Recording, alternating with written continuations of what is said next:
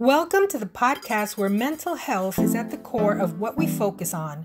We strive to develop people like you to maximize who you are and what you've been called to do by sharing tools and resources for better brain health. And now here's your host, Juan Garcia. Hey everyone, welcome to the podcast where we focus on mental health and peak performance. We are here and we want to introduce a new series. And the series is exciting for two reasons. Number one, it's a topic that I love to talk about because of my own dealings with it on a personal note. So I love talking about it. I love helping people navigate it and help them identify it for what it is, and also give them tools and resources to live a better life because of what you've learned. And the second reason is because my latest book has been translated from Spanish into English, and it's available. It could be yours.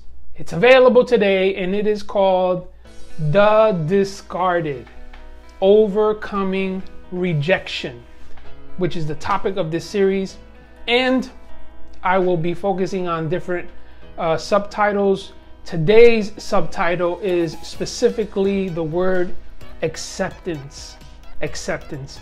Guys, I'm really excited because a lot that we deal with emotionally has to do with either fear of rejection or rejection that we've dealt with in the past. Different types of rejections that we don't sometimes realize exist. And so in this book, I talk about the psychology of rejection, different types of rejection, how we navigate through it in healthy ways. I also add a little bit of sarcasm in there where I talk about being a victim and the benefits of being a victim, which there are none. And I think it's really interesting how we have a victim mentality at times and we don't even know it. And so I break that down. What does that look like? So today's topic is specifically acceptance. And what I'll do throughout the series is I'll go to certain aspects of the book, parts of the book, and I'll quote myself and give you a little preview as to what to expect in the book. I really hope you enjoy it. If you go get it, please share it with your friends, with your family. Let them know that the book is available. I originally wrote it in Spanish. I dedicated it to my parents and my in-laws. They are of preference of Spanish speaking. And they kept telling me, when are you going to write a book in Spanish? And so I decided to write this book first in Spanish, dedicated it to them. And now it's been translated into English. And I'm praying that it'll be a blessing to all those that get a hold of it. So you must get a copy of this book, The Discarded: Overcoming Rejection. It is available online.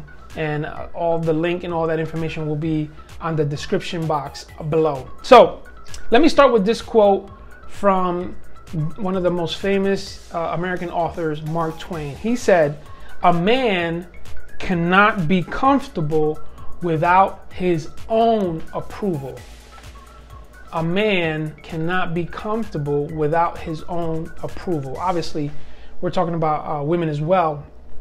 And it's a generic statement to say, hey, we can talk about acceptance all we want. We can talk about achievement. We can talk about recognition. All of these great positive aspects of attainment. But if we don't approve of ourselves, if we don't believe the hype, if you will, ourselves, what good is it? What good is it? And that's what I really want to kind of talk about a little bit in this episode. This word acceptance. I think part of the reason why we struggle with rejection is because there are false beliefs. And there we go again, right? We talk about false beliefs quite a bit on this podcast. Obviously, I've written a book about it called I Said to Myself, False Beliefs That Won't Let Me Breathe. And in that book, I really dive into this idea of things that we tell ourselves, self-talk, negative self-talk, and things that we believe without even realizing that we believe these things, and they become the motivator behind what we do and what we say. And part of this struggle with acceptance is the false beliefs that we subscribe to. We just can't accept the fact that we have worth, that we have value, and it's a struggle. As they say, the struggle is real. So let me read a little bit of what I wrote in this book, The Discarded. There's a chapter that I focus on acceptance. And in that chapter, I talk about the whole interaction between God, Adam, Eve, and the serpent in Genesis chapter 3 after the fall, after Adam and Eve eat from the fruit that was forbidden and they hide. There's a verse in Genesis chapter 3 where God is looking for them, not because he didn't know where they were, because he wanted them to be aware that he was aware that they were not in his presence, that they were not where they would normally be, spiritually speaking. They were disconnected, and God asks the question, Adam, where are you? And finally, obviously, they have the interaction. Adam tells God, hey, this woman you gave me, it's her fault. And Eve also points to the serpent, and it's a natural response, right? Human nature, because we are sinful, and because of they ate the forbidden fruit, they became sinful. And so the natural tendency is to try to blame somebody else, try to look outward, try to point in a different direction than ourselves and reflect. And they did that. Eventually, God asks the question, because Adam and Eve were trying to cover their nakedness. Now they became aware. There's an awareness of their sinfulness, of their disconnect from God, and now they become aware of this separation. And God tells them, specifically speaking to Adam, he says, Adam, who told you that you were naked? In other words, who convinced you that you are no longer in the position that you were in when you used to speak to me normally, when you used to interact with me and dialogue with me, when I would tell you go name the animals, I would give you work to do.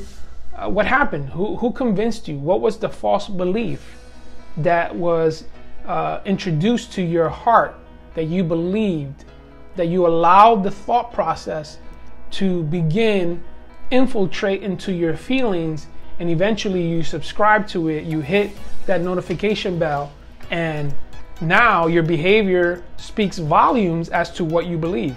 Because remember, there will always be a direct correlation between what we do and what we actually believe. Even if we don't say or admit that we believe that, even if we're in denial, that's the issue. We can deny all we want what we believe, but eventually our behavior will show exactly what we believe. That's why Jesus said, out of the abundance of the heart, the mouth speaks. It is ultimately what we believe deep down inside that is going to come out of us in speech and also in behavior. And it always draws my attention, the fact that God addresses Adam this way. And it's a reminder for us to understand that, like Mark Twain said, if we don't accept ourselves the way we were intended to view ourselves, as God's image, as valuable, as precious people of God, there's no other way around it. There's no other way to be convinced that this is who we are. And acceptance is an inside job. And the inside of us, not that we have self-sufficiency, or that we are little gods, or that we have this untapped potential inside of us that comes from within. That's not what I mean. What I mean by inside job, meaning we have a spirit that connects to God. That is the breath of God in us that always seeks a higher being, always seeks the Creator, the one that created us. And when we are in tune with that relationship that we have with Him, that is the awareness that now we have to say, oh, I am a child of God. I am an heir and a joint heir alongside with Christ, I am who he says I am. That, my friends, that's an inside job. That awareness to know who you are in Christ, that is what I mean by saying that it is an inside job. And speaking of acceptance, in the book, I share 4 things that I believe can help us get to a place where we embrace acceptance and we reject rejection for what it is. And if you happen to already have the book, because I know some people pre-ordered, it would be on page 63, where I talk about some tips to help establish or reestablish a sense of worth. They include, number 1, aim for betterment and not perfection. Sometimes we're trying to get things perfectly and we get discouraged, and so we navigate away from being who we are. We become this dissatisfied aspect of who we are, when in fact, just because we don't hit things perfectly doesn't mean that there's something wrong with us. It doesn't mean that we are to be discarded, no pun intended. It just means that we just gotta continue to get better at loving people, get better at loving ourselves, get better at accepting who we are in God and in Christ, accepting the call in our lives. All of these things, we got to get better at it. And the more aware we are of it, the better we will be. But there is no such thing as perfection. Now, if we strive for perfection, we will attain excellence, which is also a blessing. Okay, number 2, second tip, in order for us to reestablish or establish a sense of worth, includes staying away from toxic relationships. In the previous series, we talked about untangling relationships. We talked about codependency and toxicity in relationships and language and abuse. And we need to be more self-aware so that way we can become aware of others and notice when there is toxicity in a relationship. This is all emotional intelligence, EQ. Self-awareness equals to self-regulation, equals to understanding others and being empathetic. Now, there's one thing to be empathetic of others, and there's another thing to be pathetic because of the toxicity that we allow in our relationships. When we allow this, then we are not loving ourselves. We're allowing toxicity to be introduced into our relationships, into our lives, and this is a self-worth killer. And if we are trying to build our awareness of acceptance, then we must get rid of toxicity. Okay, so that's tip number 2. Tip number 3 is challenge your inner critic in a positive way. Just like I referenced in my first book, I said to myself, there are things that we tell ourselves that sometimes are just negative. We bring ourselves down. We tear ourselves down. We beat ourselves up. We do something that we said, we promised that we would not do again. We do it, we fall. We, whatever term you want to use, backslide. We slip up, we relapse, and we beat ourselves up. Nothing is worse than when we are down and we kick ourselves further down. We have to be kind to ourselves. We have to make sure that when we are speaking to ourselves, that it is positive. Hey, you messed up. We're gonna get this better the next time. Hey, you failed that test. You're gonna study harder. You're gonna make sure that you're dedicating yourself so that you do better. Be positive to yourself. The Bible is full of promises that are positive in nature. Make sure that you challenge your inner critic with a positive way, or in a positive way, I should say. And the last one is acceptance. Accept or acknowledge your inherent value and worth by fully accepting yourself as you focus on building your self-esteem from there. Acceptance includes being kind to yourself, allowing yourself to be vulnerable and human, and treating yourself with compassion. That's a quote. Self-care.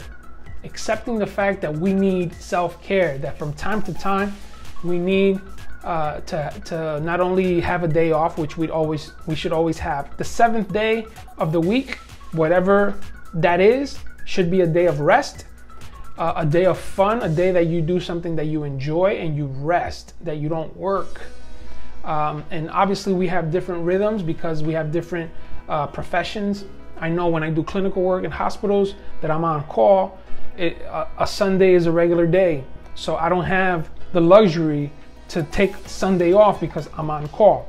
So I get it. I know that there's different rhythms. The point is, find the rhythm that you know is going to work with your schedule, but you need to take a day off. You need a day where you're doing something that you enjoy, that you look forward to doing, so that you can refuel, refresh, and reconnect with God and with yourself. Reconnect with those relationships that are important to you.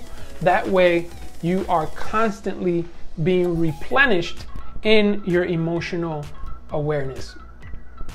These are tips that I'm praying will help you with your acceptance of self-worth, acceptance of self, acceptance of who God has called you to be in this world. Now remember, this is all in my new book, The Discarded: Overcoming Rejection.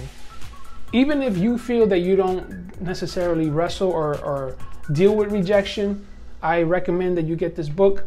Not because I wrote it. Well, maybe yes. Maybe because I wrote it.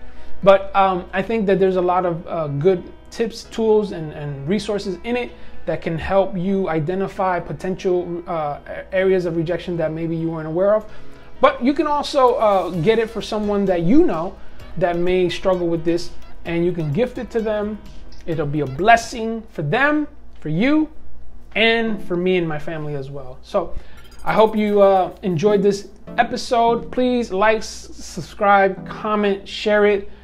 Follow us on the different platforms that are offered out there, and make sure you grab a copy of your book.